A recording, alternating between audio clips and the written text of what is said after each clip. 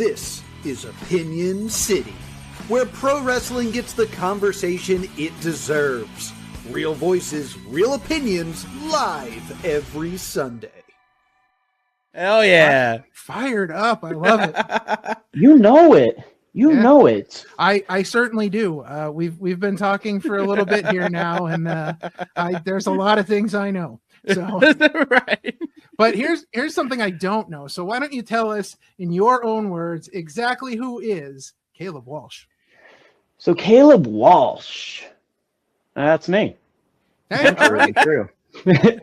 Good place to start, right? Right. So I am a South Philadelphia punk rocker. I've been around the basement scene for a little bit. I think it's about time we brought this underground culture to the wrestling ring. Yeah. And I got a few surprises and a few shows coming up that we've been working on in the room. So 2026, we're gonna start to see the rise Ooh. of punk rock in the wrestling ring. I y'all absolutely love it. Like a lot of fun. We can't wait. So what does it mean then to be truer than true? So what I'm going to say right now might be a little controversial. Go for it. It might expose the business a little. Uh-oh. Okay. Some wrestlers tend to lie. Okay. No, I never would. No. No. I know, right? That's like maybe that's a little too far, but even when folks say that they're telling the truth, sometimes it's like partial truths. It's like half truths. Mhm. It's like in a subjective one side, some details are omitted side of the facts. Ooh. Keeping it truer than true, hey, that's being unapologetically yourself in a world that strives to be like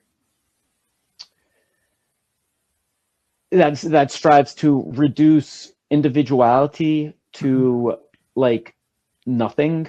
It's a world that we're in a world where AI replicates things over and over and over again to the point where you feel like you can just put in some kind of code and call yourself an artist. Right. And being truer than true is unapologetically just putting your art out there, being yourself, feeling what's in your heart, bringing that to the piece of paper, bringing that to the stage, bringing that to your friends, just bringing that out wherever you are, and being there objectively. So we've all got our subjective bias, right? Right. Sure. Acknowledging your faults. That's part of being truer than true, Yeah. Acknowledging your faults, taking accountability there, being true to yourself, being true to folks around you. So I hope that helps clear it up a little. Absolutely. Yeah, absolutely, indeed. So let's talk a little bit about your training, because you have had the privilege to train at not only one of the best schools on the East Coast, but one of the best wrestling schools, period. So what's it been like training with the likes of Spicy Mustard, Drew Gulak, and Hot? So I want to give shout outs to every single one of the coaches there. So first of all, I want to give a shout out to Vita Von Star. Of course. Who is, if you've ever seen Vita Von Star perform, you know how brutal she can be in the ring. You know how technically sound, how she can just tie you up in knots you previously thought were unheard of. I gotta give her a shout out because she has helped with my footwork, my a little bit of my character stuff. Everyone, we have a lot of different coaches who bring a lot of different things, aspects to the scene. It's kind of like, those polished wooden balls Yes. that are like all smooth and stuff. Those are the different types of blades we got sharpening you at catch point. Because we on Tuesdays we got Nate Walsh. He's also like someone who's, if you know the rep, you know you don't fuck with the rep. No. Right? You don't fuck with the rep. Because like he for a very long time, strikes were kind of my weak point in wrestling, and we've really been working on those. We've been working on a whole bunch with him. Strikes.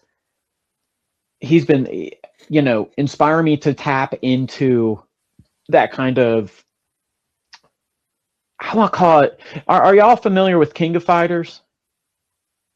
Not Not 100% sure. No. Okay, so King of Fighters is a franchise by SNK. The fighting game. Okay, yes. right, King of right, Fighters, yes, the fighting yes. game. Okay. All right. Yeah, shout out to King of Fighters.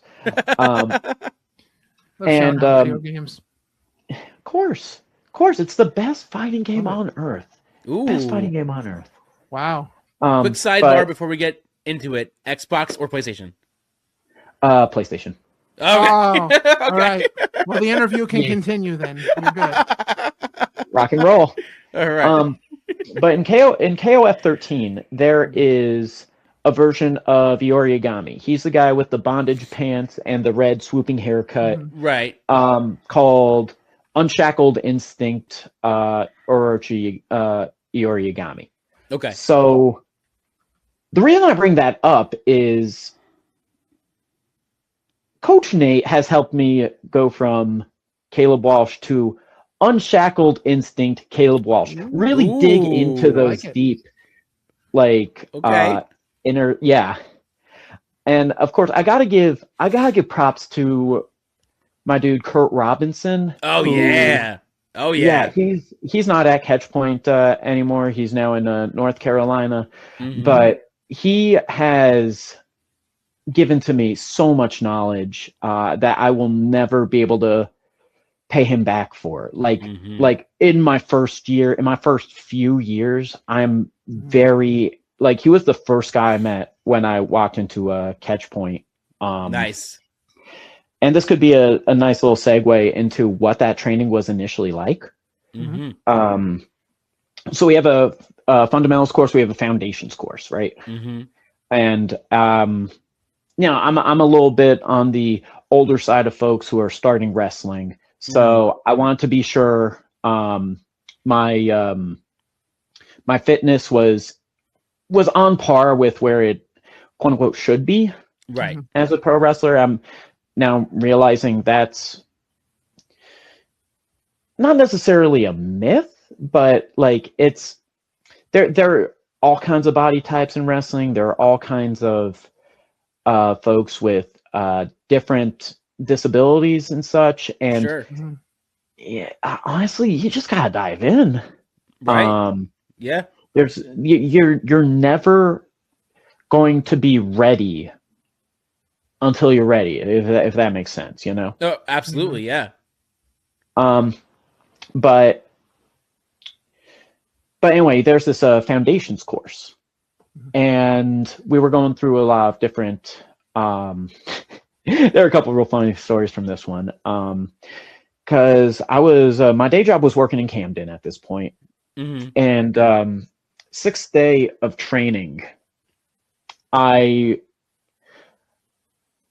realized I hadn't eaten at all that day. Oh no! And I was I was working in Camden at the time, so as you know, Camden, it's a food desert. You're not going to find a ton of reliable options for food. Sure. So I went to the local corner store, and I'm like, hey, give me this spicy ramen. Oh boy, I know where this is going already. Oh boy. Before Rob and Drew kicked the shit out of me for an hour. They didn't kick the shit out of me. It was an intense workout, but I survived. Sure. Right, good. we ain't doing no Minoru Suzuki shit, all right? Right. But I finished eating the ramen. And like I'm going off to practice. Mm-hmm. And I'm doing rolls up and down the ring. Mm-hmm. And around my third lap doing rolls, I start to get the McGurgles, as we call right. it. And I'm like, something is amiss. Something is greatly amiss. Something's wrong here. And I get halfway done my fourth rotation, and I'm like, oh no. Hold up, dude. Hold up, Kurt. I got it. And I proceed to heave another 2 times. Oh God. But I finish all the required laps. Sure. I finished all the required laps, and I learned a valuable lesson that day. You don't do ramen like that ain't digested before a practice. You don't do that. So let me ask you, the ramen. Do you think that the location where you bought the ramen might have been part of the problem? Right. I mean, that's kind of sketchy, I think. I mean, listen, it was a reliable like distributor of ramen. Like I wasn't buying. I guess. I mean, it was just one of them cup noodles, you know. So all right, okay. I thought you meant like it was actually prepared there. Right, like a spicy ramen joint or something. I used to work with this lady that used to buy shrimp at a gas station, and I always thought that's a little too sketchy for me. Like gas station shrimp is a little strange, right? Yeah, gotta say.